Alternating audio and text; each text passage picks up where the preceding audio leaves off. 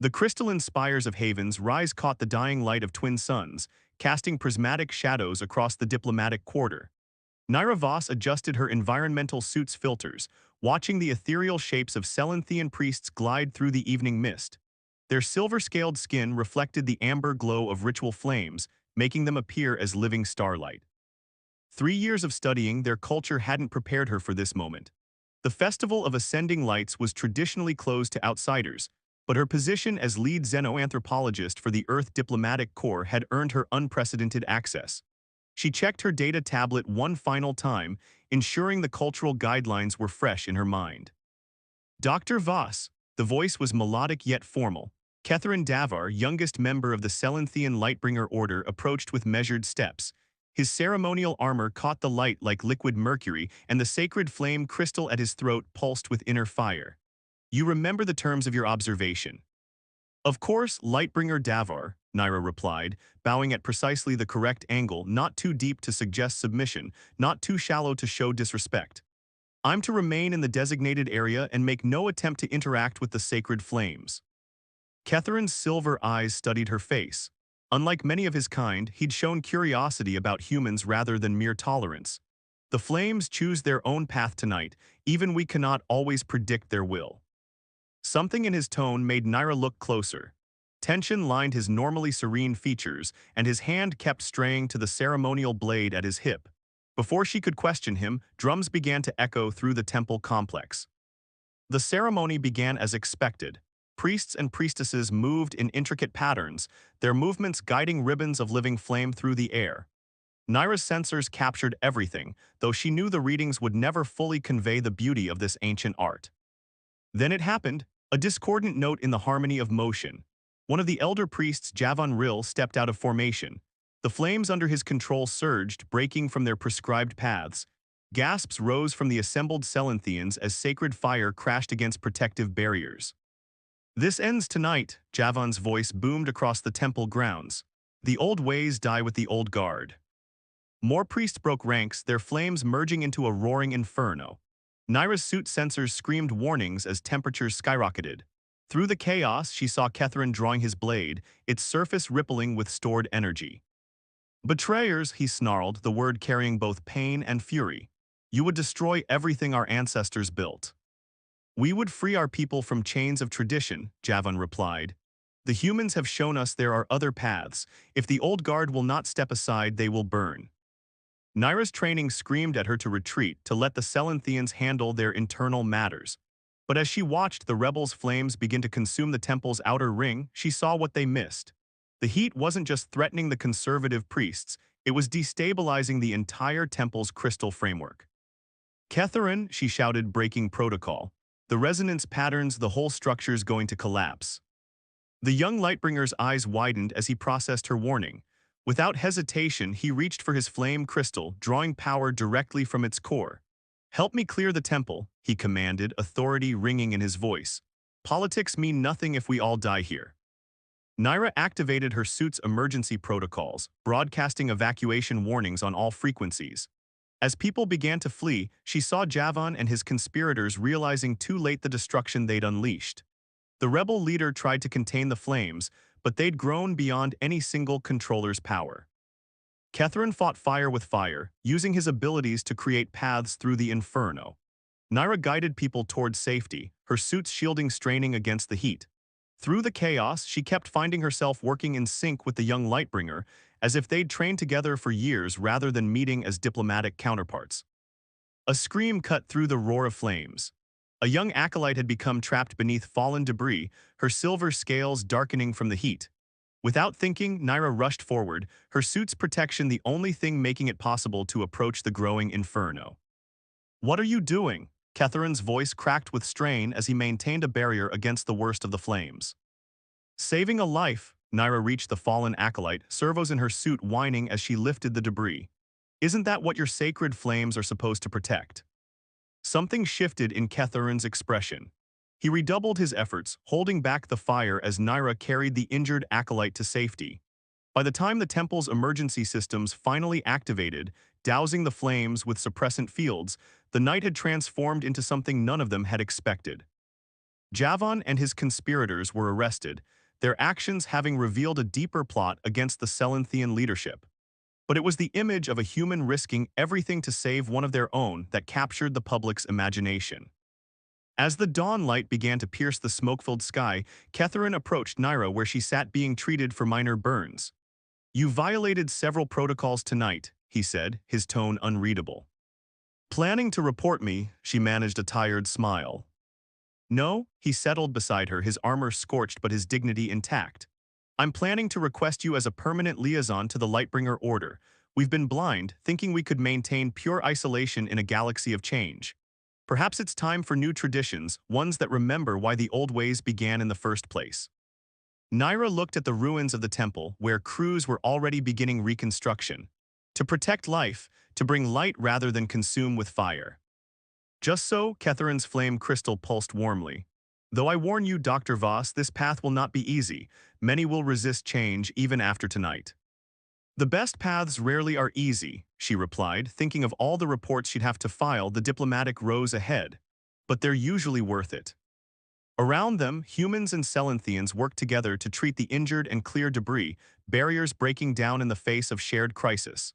It wasn't the observation of tradition she'd planned to document, but perhaps it was something even more valuable, the birth of a new one. As the first rays of dawn transformed the crystalline city into a spectrum of promise, Naira knew that her role had changed from observer to participant. The real question was, how far would these changes reach, and who would stand with them when the next crisis came? Something in Catherine's steady gaze told her she wouldn't face those questions alone. 2 weeks after the temple incident, Naira found herself deep in the archives of the Lightbringer Order, surrounded by crystalline data matrices that pulsed with stored knowledge. Her fingers traced patterns across a holographic interface as she searched for connections between Javan's failed rebellion and older conflicts. "You're pursuing dangerous questions, Dr. Voss." The archivist, Rail Nin, materialized from between the towering data stacks. His age scales had faded to pale platinum, but his eyes remained sharp. Questions that some would prefer remain unasked. "The best questions usually are," Archivist Nin. Naira didn't look up from her work. "Like why a respected elder would suddenly turn to violence, or how rebels got access to restricted flame control protocols." Rail's expression tightened. "Catherine's influence has made you bold, but even his protection has limits." "Is that a warning or a threat?" Now she did look up, meeting his gaze steadily. Before he could answer, a communication crystal at her belt chimed. Catherine's voice emerged, tense with urgency. "Naira, meet me at the Memorial Gardens, immediately." She found him beside the eternal flame that commemorated fallen Lightbringers. His usual composed demeanor had cracked, revealing barely contained fury. In his hands, he held a data crystal that pulsed with an irregular rhythm. "What I'm about to show you cannot leave this garden," he said without preamble. "Lives depend on it." The crystal projected a series of communications between members of the High Council. Naira's blood ran cold as she read. The temple attack hadn't been a simple rebellion. It had been orchestrated by council members themselves, meant to fail in a way that would justify cracking down on reformers. "They're using Javan as a scapegoat," she whispered. "But why? What's valuable enough to risk destroying your own temple?" Catherine's flame crystal flared. "Control. There's a prophecy in the ancient texts, one that speaks of a time when the flames would choose new bearers. Many believe it refers to sharing our sacred knowledge with other species." Like humans, Naira's mind raced. The conservative faction would rather burn their own temples than risk that. "Precisely." He touched his blade's hilt, a nervous gesture she'd come to recognize. "But there's more. I've found evidence of missing acolytes, ones who showed unusual abilities or questioned tradition too openly. The official records say they were transferred to distant temples, but—" A shadow fell across them. They turned to find First Counselor Varen Sar standing at the garden's entrance, flanked by temple guards. His elaborate robes rustled as he approached, each step measured and deliberate. "Lightbringer Davar, your dedication to investigation is admirable." Varen's voice was silk over steel. "But perhaps misplaced. These matters are best left to the council." "With respect, First Counselor, matters of justice concern all Lightbringers." Catherine's posture was perfect, but Naira could sense his tension. "And you, Dr. Voss?" Varen turned his silver gaze upon her. Your presence here violates at least 3 protocols regarding sacred spaces. I'm afraid I must insist on your immediate departure from Haven's Rise. Naira stood her ground. On whose authority? The Earth-Selenthian Accords guarantee diplomatic presence during investigations of violent incidents. The Council's authority supersedes foreign treaties in matters of religious significance. Varen's smile didn't reach his eyes. Unless you wish to challenge thousands of years of tradition. Perhaps tradition needs challenging, a new voice rang out. Rael Nin emerged from the shadows, his archivist's robes flowing like liquid starlight. When it becomes a shield for corruption. The old archivist raised his hands, and the garden's commemorative flames surged in response. Data crystals materialized in the fire, projecting damning evidence into the air, records of disappeared acolytes, secret council meetings, transferred funds. You forget yourself, archivist, Varen snarled, his composed mask slipping. No, first counselor, I remember myself, and I remember what the flames truly mean. Rael's eyes blazed. They are not tools of control but lights of truth, as this human proved during the temple attack, saving one of our own at risk to herself. The guards shifted uncomfortably, their loyalty visibly wavering as more evidence filled the air. Varen's face contorted with rage. Arrest them all, he commanded, for blasphemy and conspiracy against the council. But the guards didn't move. More lightbringers were appearing in the garden, drawn by the commotion. Among them, Naira recognized faces from the temple incident, those who had seen her act to save the young acolyte. Ketharin stepped forward, his voice carrying across the gathered crowd. The flames judge truth, first counselor. Shall we let them judge here and now? It was a formal challenge, one that couldn't be ignored without losing face. Varen's eyes darted between the evidence still floating in the air and the growing crowd of witnesses. This isn't over, he spat, before turning on his heel and striding away. His guards followed, but their departure felt more like a rejection of his authority than obedience to it. As the crowd began to disperse, Rael approached Naira and Ketharin. You have started something that cannot be stopped, the old archivist said softly. The council will retaliate. Let them try, Ketharin's hand found Naira's shoulder. We have truth on our side, and perhaps it's time for the prophecy to be fulfilled. Naira looked between them, sensing the weight of history shifting. What do we do now? Now, Rael's eyes twinkled. Now we prepare. The council will not give up power easily, and there are more secrets in the archives that need to see light. But first, he held out a flame crystal, one that pulsed with unusual brightness. First, Dr. Voss, we see if the prophecy speaks true. Are you willing to test whether the flames will accept a human bearer? The crystal hummed in her palm, warm and alive with possibility. Around them, the garden's eternal flames danced with anticipation, as if sensing the beginning of a new age. Change was coming to Haven's Rise, ready or not. The only question was, how many more shadows would they have to burn through before reaching dawn? Pain lanced through Naira's arm as the flame crystal pulsed against her skin. 3 days had passed since Rael's offer, and each attempt to bond with the crystal left her gasping.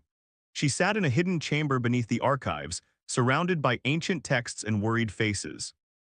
Perhaps we should stop, Ketharin suggested, watching her struggle. No one expects mastery in days. The council won't give us months. Naira straightened, sweat beading on her forehead. Rael, show me the prophecy text again. The old archivist activated a crystalline display, ancient Selenthian script shimmering in the air. When stars align and blood runs true, the flame shall choose beyond the known. 2 paths become one in fire renewed. You're translating too literally, Naira said, linguistic training kicking in despite her exhaustion. In ancient Selenthian, blood often referred to essence or spirit, not just lineage. Rael's eyes widened. Of course, we've been approaching this wrong. The binding isn't about genetics, it's about resonance. A distant explosion rocked the chamber, sending dust cascading from the ceiling. Ketharin's flame crystal flared in warning. Council forces, he growled, they're making their move. The archives, Rael moved to protect the ancient texts, but another blast knocked him off balance. Naira caught him, her mind racing. Is there another way out? The maintenance tunnels, Ketharin said, already moving to a hidden panel. They connect to the old temple network.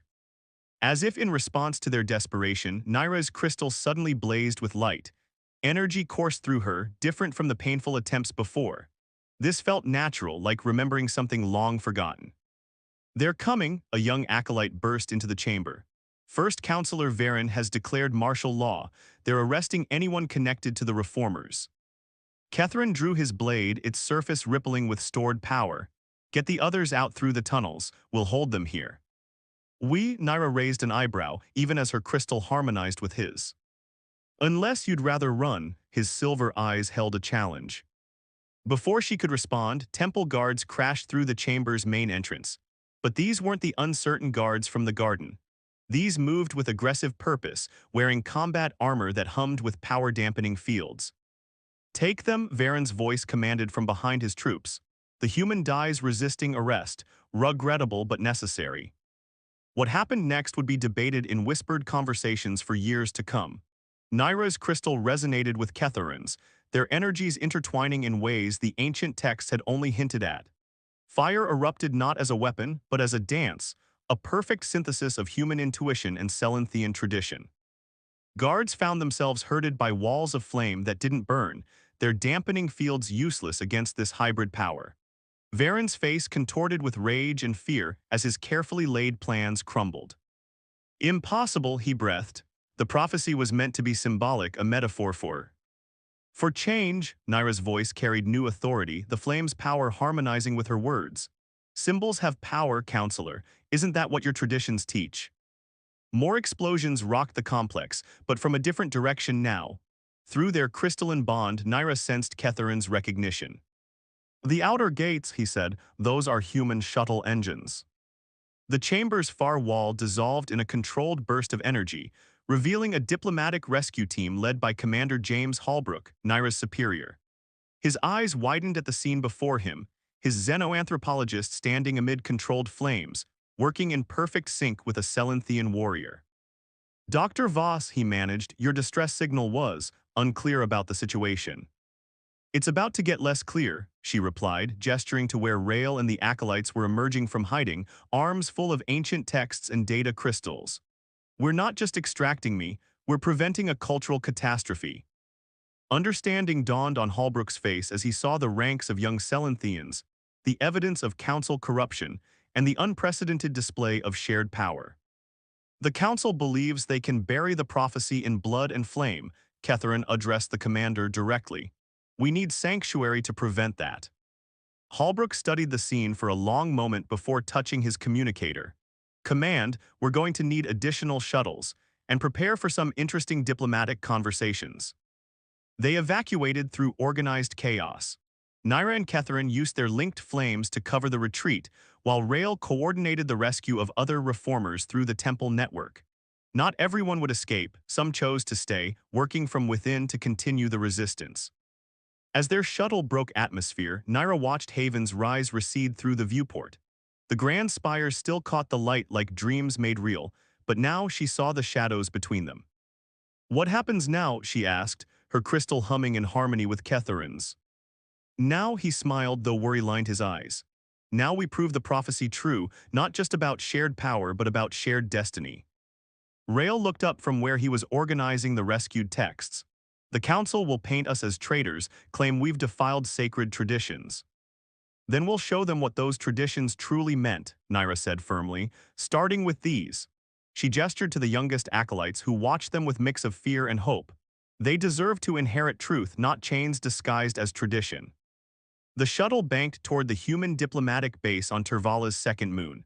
Below them, lights began to flicker across Haven's rise, more flame crystals activating, more people choosing sides. The revolution wouldn't be fought with weapons, but with ideas, with truth, with the very traditions the council sought to protect. Change had come to the Selenthians, carried on wings of fire and starlight. The only question was, would their civilization survive its birth pangs? Looking at the determination in her companions' faces, Naira suspected she already knew the answer. After all, the prophecy spoke not of destruction but of renewal. And renewal, like the sacred flames themselves, could be guided but never truly controlled. The human diplomatic base on Tervala's moon had never seen such an unlikely gathering. 1 month after their escape, Naira stood before a mixed council of human diplomats and Selenthian reformers, her flame crystal casting warm light across the conference room's stark surfaces. The council has issued an ultimatum, Commander Holbrook announced, his weathered face grave. Either we return the stolen artifacts and surrender the reformers, or they'll declare our treaties void. They're desperate, Catherine observed from his position by the window, watching Haven's rise glitter in the distance. The movement grows stronger each day. He wasn't wrong. Despite the Council's crackdown, more Selenthians had chosen exile, smuggling themselves to the moon base. More importantly, those who remained behind had begun practicing in secret, exploring the true potential of shared flame-bearing. Rail spread a collection of newly translated texts across the table. These records speak of similar conflicts in our past. The flames have chosen new bearers before, always in times of great change. And always with resistance from those in power, Naira added, studying the ancient accounts. But this time it's different. This time we have proof of the Council's corruption. A young acolyte Lyra Sen burst into the room, her scales flushed with excitement. The transmission is ready. We've secured a channel to broadcast to all of Haven's rise. This was the moment they'd been preparing for. While the Council had been focusing on diplomatic pressure, the reformers had been building a network of sympathizers throughout the communication hubs. One broadcast could reach every crystal display in the city. But as they moved to the communication center, alarms blared through the base. Security screens showed multiple ships breaking orbit around Haven's rise. Council warships, Hallbrook growled. They're not waiting for a response to their ultimatum. No, Catherine's eyes narrowed. They're trying to stop the broadcast. They know what exposure would mean. Naira felt her crystal pulse in response to the threat. Around her, other flame-bearers, both human and Selenthian, took up defensive positions. They'd trained for this, learning to work in harmony despite their different approaches to the flame's power. Begin the transmission, she ordered, her voice carrying new authority. We'll handle the interference. What followed was a dance of technology and tradition.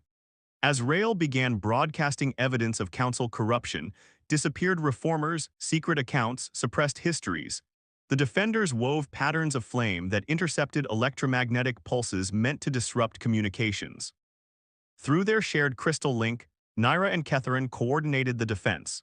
Human tactical knowledge merged with Selenthian flame-wielding techniques, creating protection that neither species could have managed alone. The Council ships found their targeting systems confused by heat signatures that moved with impossible precision. But the real battle wasn't in space.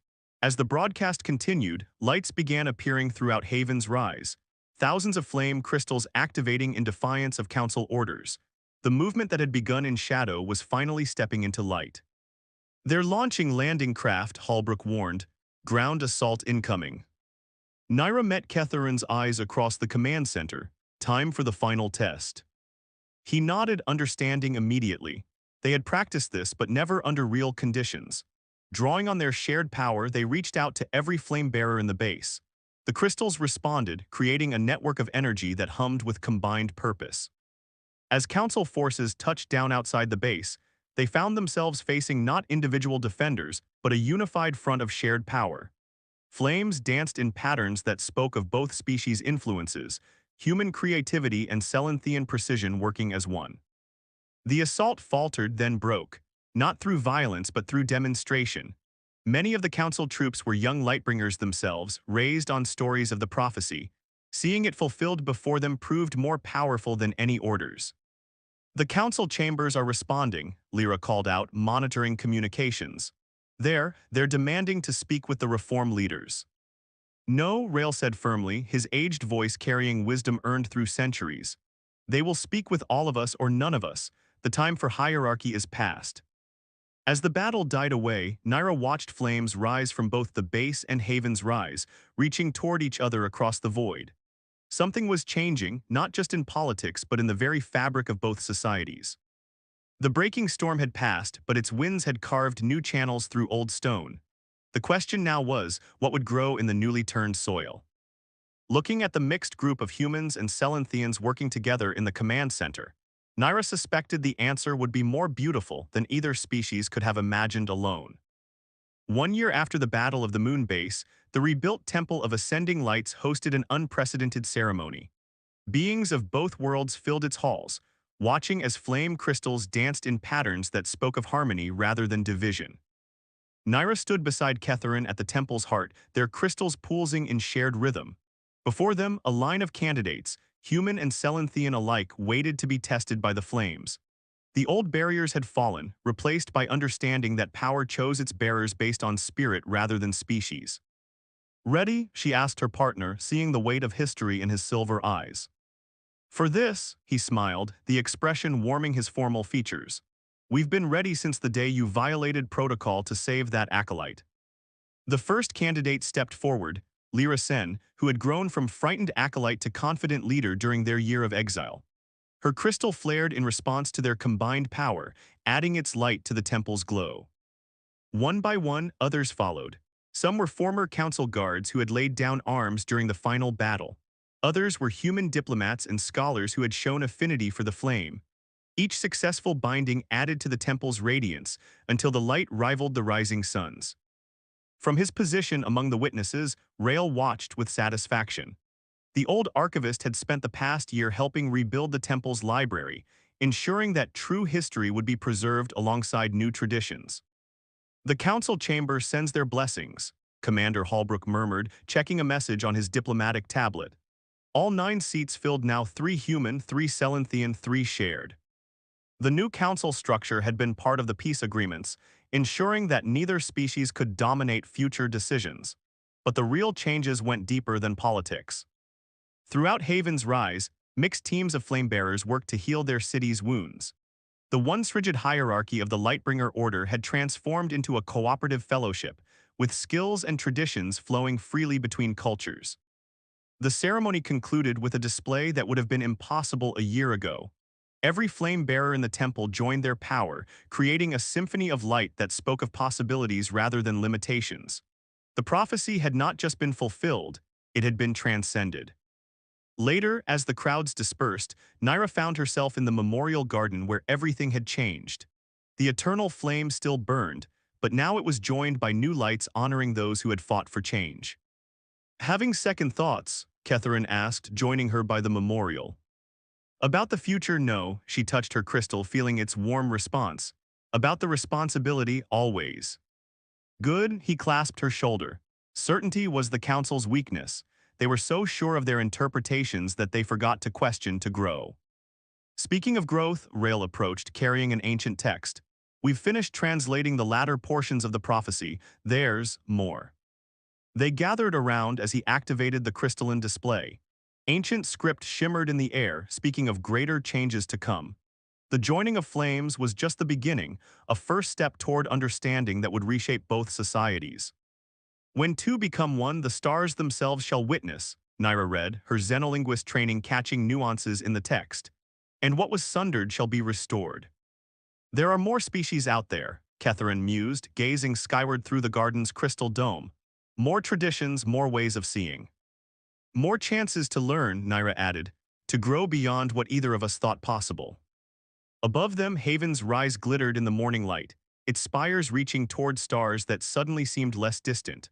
The prophecy had spoken true, not just about flames and power, but about the fundamental truth that strength lies in unity rather than division. Humans and Selenthians moved through the city below, their differences no longer barriers but bridges to understanding.